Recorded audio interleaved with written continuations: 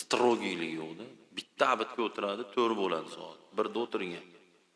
Nimani chaynaladi u joyda hayron qoladi. U tars yeydi. Allohu akbar. Agon. Pul topish kerak.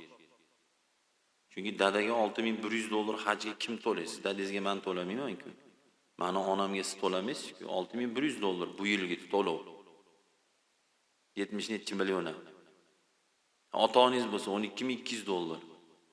Qatdan topasiz? 3 soat abid qilib o'tirgan odam. Shunchalik million, 2 million, 3 million dollarlik mashina chiqaradigan zavodni direktoridan so'rashgan ekanda, nimaga sen mashinangni televizorda reklama qildirmaysan desa.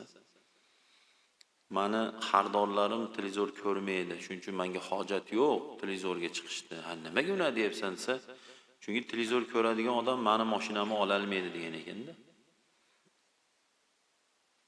Bu degani endi axborot ko'ramiz, tikka yangilik ko'ramiz, lekin televizor tayida yotgan odam 1 millionlik mashinani ola olmaydi. Bugun dangasa odam dunyo va oxiratini qo'ldan boy beradi. Dunyosida bitta 3000 ga Matiz ham ola olmaydi. Dangasa odam bomdodga ham turmaydi, oxirati ham ketadi. Chunki payg'ambar aytganlar, dangasa ishi yoqmasdan Alloh yomon ko'radi, g'ayratli, shijoatli odamni Alloh yaxshi ko'radi degan. 24 soat, boring yana grubi 7 soat uyqu. 7 soat uyqu. 24 minus 7. 17 soat. Bo'ldi, 17 soat bo'lish kerak.